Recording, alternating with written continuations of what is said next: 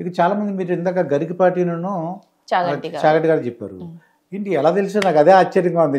నాకు మా కాకినాడ, మీ ఇద్దరు చెప్పిన పేర్లు ఇద్దరు కూడా కాకినాడ. అవునండి. అంటే వాళ్ళ పేర్లు చెప్తుంటేనే మాకు కొద్దిగా ఆనందంగా ఉంటుందండి. మీరు ఈ మధ్య నాకు గరికపాటి వారి విషయం విన్నారా? ఇది విన్నానండి. అంటే ఎందుకు అడుగుతున్నా అంటే ఆయన ఒక పెద్ద సెలబ్రిటీ, పద్మశ్రీ అవార్డు వచ్చింది. అంటే ఏదో చిన్నప్పుడు విషయాలు ఏదో తెలియని వయసులో అది కన్సిడర్ చేయాలా చేయకూడదా? యాక్చువల్లీ నేను వీళ్ళిద్దరిని కూడా నేను వర్చువల్ గా నా గురువులుగా నేను భావిస్తాను. ఎందుకంటే నేను వాళ్ళ అంటే చాగంటి గారు చెప్పిన ప్రవచనాలన్నీ ఎవ్రీడే వింటూ ఉంటాను. నాకు డిఫెన్స్ మెకానిజం. బికాజ్ నేను పేషెంట్స్ దగ్గర నుంచి కంప్లైంట్స్ విని నా మూడ్ ఎలా బాగుంటుంది అంటే ఆయన ప్రవచనాలు ఈయన ప్రవచనాల ద్వారానే బాగుంటుంది. ఎందుకంటే they both are doing very good to society. So నేను నా స్థాయికి వాళ్ళ పర్సనల్ లైఫ్ లో దూరి విమర్శించే అర్హత నాకు లేదు. ఓకే, ఫస్ట్ ఆఫ్ ఆల్ నేను తగను కూడా.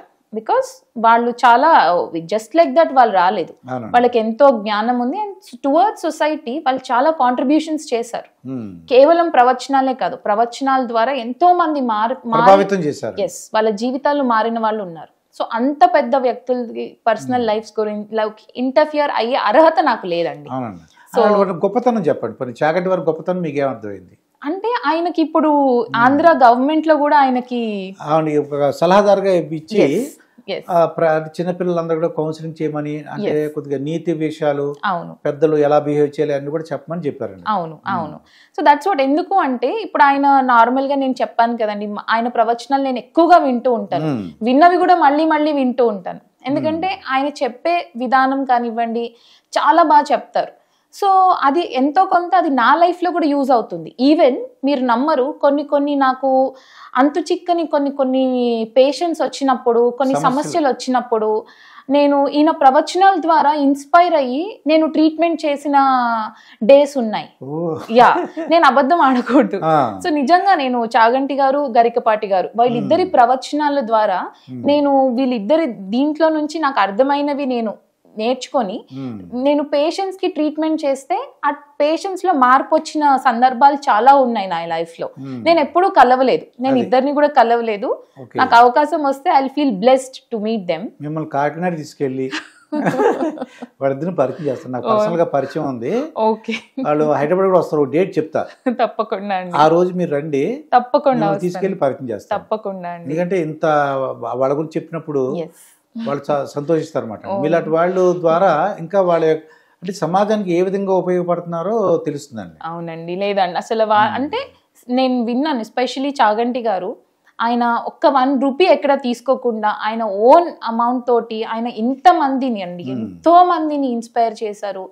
నేను చెప్పాను నా పేషెంట్స్ పర్సనాలిటీ ప్రాబ్లమ్స్ ఉన్న వాళ్ళకి మీరు మహాభారతంలో అర్జునుడి క్యారెక్టర్ గురించి చదవండి, మీకు అర్థమవుతుంది what is your existence in life.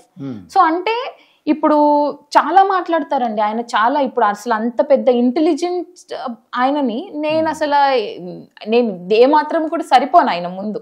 ఆయన స్థాయి కానివ్వండి, ఆయన చేసే ప్రవచనాలు కానివ్వండి, ఆయన సొసైటీకి చేసే మంచి కానివ్వండి, దాని ద్వారా ఇన్స్పైర్ అయిన యూత్ కూడా చాలా మంది ఉన్నారు. అంతెందుకండి ఇప్పుడు నేనంటే సరే ఐఎమ్ 90s కిడ్ కాబట్టి ఓకే, ఇప్పుడు జెన్జీ పిల్లలు, ఇప్పుడు ఈ జెన్జీ అని వచ్చింది కదా, అలాంటి పిల్లలు కూడా వింటున్నారండి ఆయన ప్రవచనాలు. నేను చెప్తున్నప్పుడు మీరు ఇది వినండి, just 10 minutes you listen to him. వాళ్ళకి తెలియదు చాగంటి గారంటే ఎవరు, గరికపాటి గారంటే ఎవరు, వాళ్ళకి తెలియదు. తెలియకపోయినా కూడా జస్ట్ నేను అది ప్లే చేసినప్పుడు వాళ్ళు వింటున్నారు. అంటే ఆయన చేసేది పరోక్షంగా he's doing public counselling only. అంటే ఏది మంచి ఏది చెడు అనేవి 2 రూట్స్ చూపిస్తున్నారు. సో మీ ఇష్టం, మీరు ఎందులో వెళ్తారో అది మీ ఇష్టం. So he's a very big, అంటే ఒక స్టేట్ మొత్తానికి, ఆంధ్ర తెలంగాణ స్టేట్ మొత్తానికి కూడా ఆయన చేసేది కౌన్సిలింగే. ఈవెన్ మా పెద్దవాళ్ళకి కానివ్వండి, పిల్లలకి కానివ్వండి, దారి అనేది ఆయన చూపిస్తున్నారు. సో నేను కూడా ఇన్స్పైర్ అయ్యాను, చాలా విషయాల్లో ఇన్స్పైర్ అయ్యాను. నేను చాలా విషయాలు ఫాలో అవుతున్నాను అండ్ ఇంకా కూడా చాలా అవ్వాలి. మీకు తెలిసలేదు చాగంటి వారు ఏంటంటే ఆయన ఒక FCI ఎంప్లాయీ, సంబంధం లేదు, అవును, ఫుడ్ కార్పొరేషన్ లో ఆయన గవర్నమెంట్ ఎంప్లాయీ, పెద్ద ఆఫీసర్.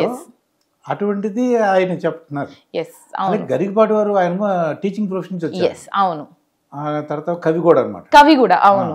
ఆయనకి సహస్ర నేను అంటే నాకున్న తెలిసిన చెప్తున్నాను. ఆయన భారతం, భాగవతం ఇన్ని చెప్పేస్తారు చాగంటి వారు. ఈయన కొత్తగా కూడా సృష్టిస్తారు. అవును, గరికపాటి వారు. అవును, అవును. నేను ఎందుకు అడిగానంటే ఆయన మీద అపాదులు వచ్చి మీలాంటి వాళ్ళు చెప్తే అవును దాని తగ్గుతుంది అని చెప్పి. అవునండి, అదే నేననే కాదు, ఈవెన్ నాలాంటి ఇంటర్వ్యూస్ ఇచ్చేవాళ్ళు కానివ్వండి, ఇప్పుడు ఎవరైతే విమర్శలు చేస్తున్నారు కదా, సో అంటే ఆయన ఎంత భావోద్వేగానికి గురవ్వకపోతే ఇంకా నేను ప్రవచనాలు చెప్పను అలాంటి ఒక స్టేట్మెంట్స్ బయటకు వస్తాయి కదా. సో అంటే హూ ఆర్ యూ, నీ అర్హత ఏంటి, నువ్వేం కాంట్రిబ్యూట్ చేసావు సొసైటీకి, సొసైటీ వదిలేసే నీ ఫ్యామిలీకి నీ కాంట్రిబ్యూషన్ ఏంటి, అసలు నీ స్నేహితులకి నీ కాంట్రిబ్యూషన్ ఏంటి, ఇలాంటి ఏ స్థాయి లేని వాళ్ళు కూడా ఇవాళ రోజు జస్ట్ బికాజ్ ఒక సోషల్ ప్లాట్ఫామ్ ఉంది, జస్ట్ మనకి మాట్లాడడానికి మైక్ ఇచ్చారు, కెమెరా పెట్టారని ఇష్టం వచ్చినట్టు వాగేయడము, ఇష్టం వచ్చినట్టు నిందలు వేయడము అనేది నేనైతే ఏకీభవించనండి. ఎందుకంటే సరే ఆయన వాట్ ఎవర్ అందులో ఏం జరిగిందో మనకు తెలీదు, మనం లేము ఆ టైంలో. మనం లేనప్పుడు ఏదో ఒక ఇన్ఫర్మేషన్ ని పట్టుకొచ్చి, అండ్ ఆ పర్సన్ ఎవరైతే అలిగేషన్స్ వేశారో మరి ఇన్నాళ్ళుగా వేయకుండా ఇప్పుడే ఎందుకు వేశారు, మరి వాట్ ఈస్ హర్ మోటో కూడా మనకి తెలియకుండా అండ్ ఇంత కాంట్రిబ్యూట్ చేస్తున్న ఆయన పట్ల అలా చేయడం మాత్రం అది సహించకూడదండి. ఎందుకంటే I think there should be some act. అంటే ఆయననే కాదండి, ఇలా ఫేమస్ వాళ్ళ గురించి నోటికి వచ్చినట్టు వాగకుండా, without any evidences, without any proofs, నోటికి వచ్చినట్టు వాగకుండా, వాగితే వాళ్ళ మీద ఏదో ఒక యాక్షన్ తీసుకునేలాగా ఐ థింక్ ఒక లా రావాలండి. వస్తేనే, బికాస్ చాలా మంది సెలబ్రిటీస్ కూడా పాపం ఇప్పుడు జస్ట్ బికాస్ సెలబ్రిటీ అయినంత మాత్రాన వాళ్ళు 100% పర్ఫెక్ట్ ఉండాలని రూల్ లేదు కదా. They are also human beings like us. Personal life కూడా ఉంటుంది వాళ్ళకి. ఎగ్జాక్ట్లీ, ఆ పర్సనల్ లైఫ్ ని వాళ్ళు బయటకు తీసుకొచ్చి పెట్టేసి, అసలు ఈ మాట్లాడుతున్న వాళ్ళ పర్సనల్ లైఫ్స్ పెట్టమనండి ముందు కెమెరా ముందు, వాళ్ళకి ఎన్ని ఉంటాయో అప్పుడు తెలుస్తుంది. సో అది ఏంటంటే అదే మనం ఏంటంటే మనలో ఏం లోపాలు ఉన్నాయని మనం చూసుకోము. జస్ట్ ఏదో ఒక పర్సన్ దొరికారు ఎక్కడో ఏదో, మనందరం మనుషులం అండి, మనుషులను తప్పు చేస్తాము. సో దాన్ని ఎలా సరిదిద్దుకునేది అనేది చూడాలి కానీ ఆ తప్పునే మనం పాయింట్అవుట్ చేసి చూపించకూడదు కదా. ఈ మాట్లాడే వాళ్ళందరూ కూడా వాళ్ళ లైఫ్స్ కూడా తీసుకొచ్చి ముందు పెట్టమనండి. వాళ్ళ గురించి తెలిసిన వాళ్ళు ఉంటారు కదా, క్లోజ్ ఫ్రెండ్స్, ఫ్యామిలీ మెంబర్స్ వచ్చి హీఈస్ వెరీ పర్ఫెక్ట్, లైఫ్ లో ఎప్పుడు ఎక్కడ ఏ తప్పు చేయలేదు, ఏది విమర్శించే వ్యక్తి. ఎగ్జాక్ట్లీ, వాళ్ళ లైఫ్ లో ఉన్నవి వాళ్ళు బయటకు పెట్టరు, పక్కన వాళ్ళని విమర్శించడానికి మాత్రమే. వాళ్ళ కుటుంబంలో ఉన్న సమస్యలు రిలేటివ్స్ ఉంటాయి, అది ఎవరికి ఉండవు, ప్రతి మనిషికి ఉంటాయి. అందుకే ఒక లా రావాలి, ఎవరి పైన పడితే వాళ్ళ పైన విమర్శలు చేయకూడదు, లేదా ఇష్టం నోటికి వచ్చినట్టు మాట్లాడకుండా ఒక లా అనేది వస్తే నాకు తెలిసి చాలా వరకు కంట్రోల్ అవుతాయండి. వీళ్ళు ఏమంటారంటే వాక్ స్వాతంత్రం అంటున్నారు. వాక్ స్వాతంత్రం అనేది దాని డెఫినేషన్ వేరు. ఎగ్జాక్ట్లీ, మీ గురించి మీరు చెప్పుకోండి, ఇంకోటి గురించి చెప్పుకోవడానికి రైట్స్ లేవు. వాక్ స్వాతంత్రం ఏంటంటే మీరు మీ చెప్పచ్చు, అంతేగాని ఇంకోని బాధ పెట్టేలాగా అది వాక్ స్వాతంత్రం అవ్వదండి. నాకు తెలిసింది. That's what it is against law actually speaking.